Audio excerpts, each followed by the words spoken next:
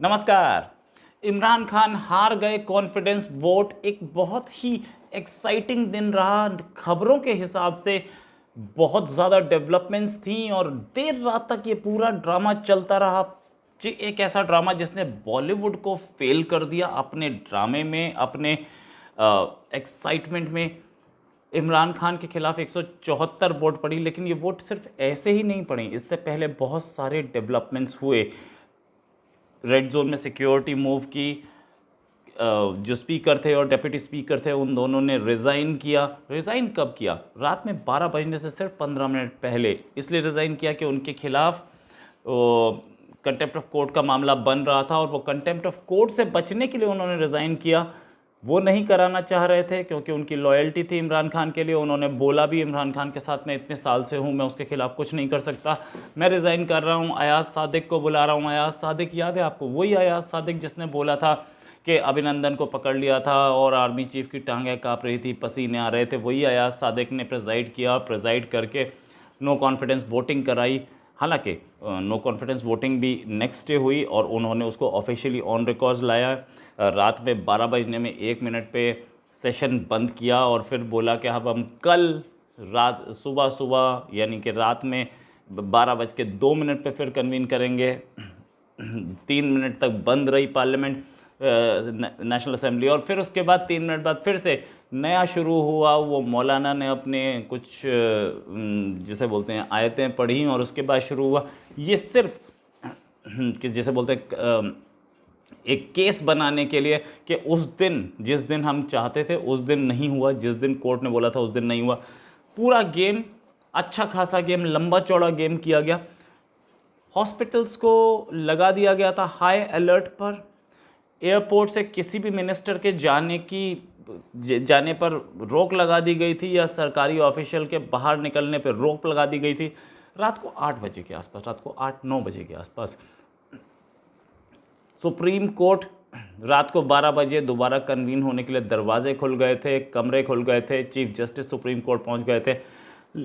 Islamabad high court भी दोबारा start कर दी गई थी रात में, क्योंकि 12 बजने का सब इंतजार कर रहे थे। जैसे ही 12 बजते और वहाँ से वो लोग बोलते कि कंटेम्प्ट ऑफ कोर्ट और उठा लाओ स्पीकर को और डेप्यूटी स्पीकर को, दोनों को। उससे पहले ही डेप्यूटी स्पीकर और स्पीकर रिज़ाइन करके भाग गए। एक प्रिजनर वैन बाहर खड़ी थी, कहीं पे भी कुछ नहीं मिल रहा था रास्ता इमरान खान को अपने आप को बचाने का। तो एक ही ऑप्शन बचा कि स्पीकर डेप्यूटी स्पीकर रिज़ाइन कर दें और उसके बाद अयाज सादिक मोशन पास करा दें। मोशन पास हो गया, बड़ी ही बेइज्जती हुई, या जो बोलिए, पाकिस्तानी यही बोल रहे हैं कि बेइज्जती के साथ बाहर निकले। लेकिन एक्शन बहुत स्ट्रॉन्ग था। मतलब ऐसा था कि पूरी रात जाग करके भी इस समय भी वो चल रहा है, वो मोशन चल रहा है। करीब 2 बजने वाले हैं। शाहबाज शरीफ ने भी बोला, उसके बाद बिलावल भुट्टो जरदारी ने भी बोला, और अब भी चल रहा है सेशन। अभी थोड़ी देर पहले रिजल्ट्स आए हैं, इमरान खान कुर्सी से हट गए। ये पूरी कहानी जो थी, शुरू कहाँ से हुई थी? फैज़ हामिद के उस ट्रांसफ़र ऑर्डर से, और आ कर के टिकी कहाँ कि इमरान खान हटे, और इस तरीके से हटे कि नेशनल इमरजेंसी लग गई हो। बीच में ये भी खबर आई कि इमरान खान ने बाजवा को सैक कर दिया है। बाद में इमरान खान ने खुद क्लैरिफिकेशन दे दिया। और एक खबर और डिटेल आई कि इमरान खान को ये सजेशन दिया गया था कि बाजवा को सैक कर दो। इमरान खान और कैबिनेट ने मना कर दिया कि हम सैक नहीं करेंगे। In the end Asad Qaiser यानी कि स्पीकर ने और डिप्टी स्पीकर कासिम सूरी ने रिज़ाइन किया और सारा काम दे दिया अयाज सादिक को। ये लोग पार्लियामेंट, इन्होंने बोला था कि हम रात में 9:30 कन्वीन करेंगे, दोबारा 9:30 कन्वीन नहीं हुई, उसकी जगह 11:30 कन्वीन हुई। दोनों के दोनों स्पीकर डेप्यूटी स्पीकर बानीगाला में थे। वहाँ पे हेक्टिक मीटिंग्स रहीं सारे दिन। इन द एंड वो पहुँचे हैं 11:30 के आसपास वापस असेंबली, और पहुँच के सीधे रिज़ाइन किया है। गाली वाली भी दी, वो गाली ऑन रिकॉर्ड्स है, क्या गाली दी थी। टेंशन बहुत हाई थी। असद कैसर ऐसा काम करते नहीं, लेकिन उन्होंने किया। क्यों किया? क्योंकि टेंशन बहुत ज़्यादा थी उनको कि अरेस्ट हो सकता हूँ। और एक प्रिजनर वैन बाहर पहुँच गई थी। सरकारी अमले ने इमरान खान को रिपोर्ट करने से मना कर दिया था। एक बड़ी चीज़ ये थी। और उसके बाद सडनली एक इमरान खान के सबसे खास जो सरकारी अधिकारी थे उनके ट्रांसफ़र का ऑर्डर आया। ये ट्रांसफ़र का ऑर्डर तब आया जब तक ये नो कॉन्फिडेंस पे वोटिंग शुरू हो गई थी, लेकिन उसका रिजल्ट नहीं आया था। उससे पहले ही ट्रांसफ़र का ऑर्डर आ गया था। इसका मतलब चारों ओर से स्टेज मैनेज चल रहा था और चारों ओर से प्लानिंग चल रही थी और सब कर रहे थे। सुप्रीम कोर्ट की एक लार्जर बेंच लगी हुई थी। 2:15 से उसने हियरिंग करनी थी। वो तो चली गई होगी या उसका तो ख़त्म हो गई कहानी, क्योंकि वोटिंग हो गई। सारा गेम और हाई सिक्योरिटी बना दी गया था।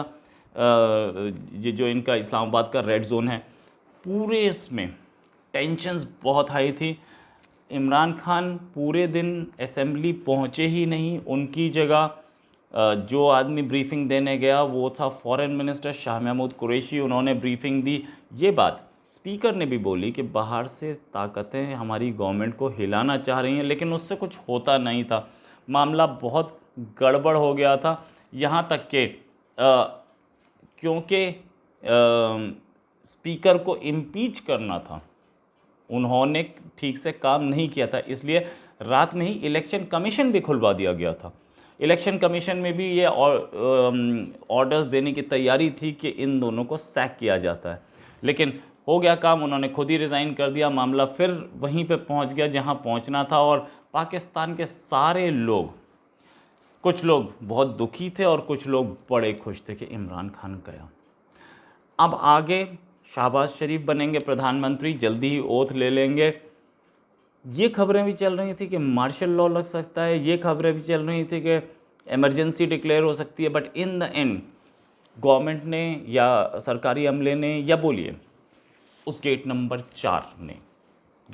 4 रावलपिंडी के आर्मी हेडक्वार्टर, जो गेट बड़ा फेमस है या बोलिए बदनाम है, उस गेट से जो ऑर्डर्स आए उन्होंने इमरान खान को घुटने टेकने पे मजबूर कर दिया। जहाँ वो बोल रहे थे कि वोटिंग नहीं होने देंगे, वहाँ वोटिंग करवाई गई। चाहे दोनों से रेजिग्नेशन के बाद ही हुई, कि डिप्टी स्पीकर और स्पीकर दोनों के रेजिग्नेशन के बाद हुई, लेकिन वोटिंग हुई। और वोटिंग होने का फ़ायदा ये कि जो जिसे बोलते हैं कॉन्स्टिट्यूशन अपहोल्ड हुआ, इसमें कोई शक नहीं, कॉन्स्टिट्यूशन अपहोल्ड हुआ।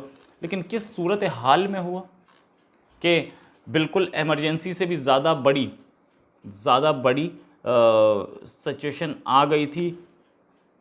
ऐसा लग रहा था हॉस्पिटल्स जिस समय अलर्ट पे डाल दिया जाए, इसका मतलब खून खराबे का डर था सबको। एयरपोर्ट से कोई सरकारी अधिकारी या मिनिस्टर जा नहीं सकता था। अब ये खबर है कि इन तीनों को, इमरान खान को, साथ में शेख राशिद को और फवाद चौधरी को, इन तीनों को ECL में डाला जाएगा। ECL में डालने का मतलब बिना परमिशन के ये कंट्री नहीं छोड़ सकते। कार्रवाई शुरू हो चुकी है, रात में ही शुरू हो चुकी है। कल तक इनको डाला जा सकता है, ऐसी खबर है। हालांकि शहबाज शरीफ ने यह बोला कि हम किसी से भी दुश्मनी निकालेंगे नहीं, हम किसी से भी बदला नहीं लेंगे। लेकिन ये बात उन्होंने पार्लियामेंट में ही बोली, यानी कि नेशनल असेंबली में बोली, लेकिन कि हमारी लेडीज़ को भी जेल भेज दिया गया, ये बहुत गलत हुआ था और हम किसी से दुश्मनी निकालेंगे। लेकिन मैं कानून को नहीं रोक सकता, कानून अपना काम करेगा और इन लोगों के खिलाफ एक्शन लेगा। यही थी पूरी कहानी। और सबसे ज़्यादा ट्वीट इस समय जो चल रहे हैं ट्विटर पे वो ये हैं कि पुराना पाकिस्तान जिंदाबाद। आया फिर से पुराना पाकिस्तान, नया पाकिस्तान ख़त्म हो गया। इसी के साथ एक और खबर के साथ फिर हाजिर होंगे। नमस्कार, जय हिंद।